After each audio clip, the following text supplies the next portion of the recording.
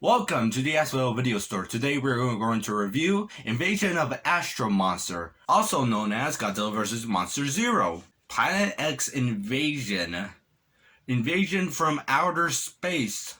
Order from the dark. Monster Invasion, and simply known as Monster Zero. From 1964, directed by Ishiro Honda for its 55th anniversary, this is the 6th Godzilla out of the 15 films out of the Showa Era series, so we're getting there to review most of them. The story is about two astronauts who travel to Planet X, where they discover a race of aliens known as the Exilians.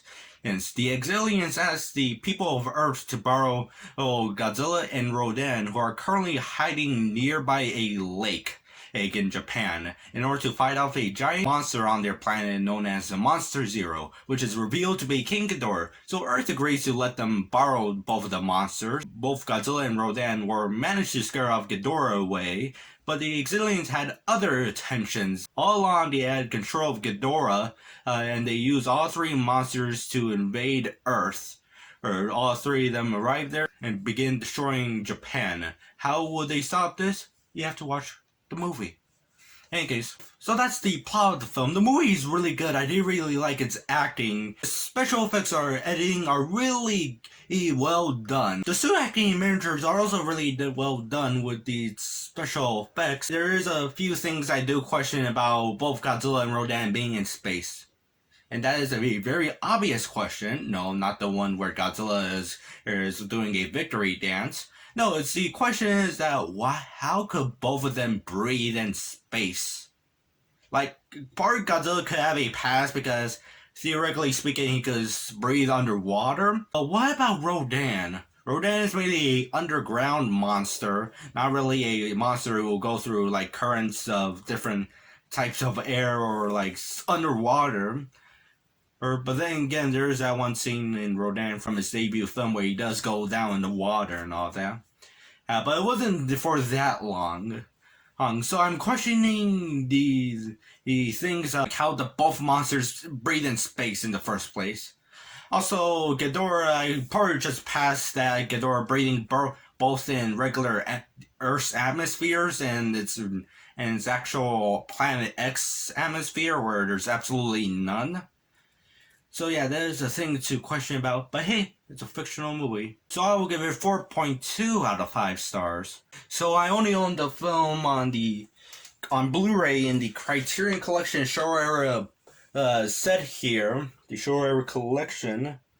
But immediately, of course, you didn't saw it on display because there's no way to put this properly unless I get like a little chair, prop it right here and all that. In any case. Hey, see, I did really enjoy reading the essay, which the essay, it does mention, hold on, let me pull this up here, the art. There we go. So here's the art of it. Of course, Godzilla's there doing his victory dance. I'm not sure why Rodan is green. Possibly it could be a reference to some of the US advertisements for Rodan when its debut film came out in 1957 or 50s, yeah, 1957, where it portrayed the monster as green for an odd reason, even though the film was in color.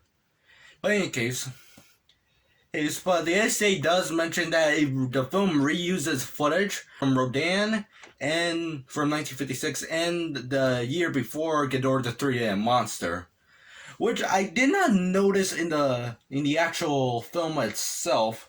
So if anybody could actually point out to me, please tell me in the comments. So many people point out that this set does have it does reuse some outdated HD transfers. For example, for Ghidorah the 3D monster, it uses an HD transfer from 2008, and comparing to the recent one done by Toho in Japan, as in like recent before this came out like officially and all that. But in case, don't want to mention anything that just came out after the set. But basically, in this film, it looks a bit gray. But in the HD transfer from Toho, right after 2008, I think it was 2000...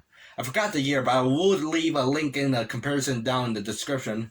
But basically, the better one has a much more bluer tint to it. Instead of looking like all a bit gray and dark, it does actually brighten up the colors there.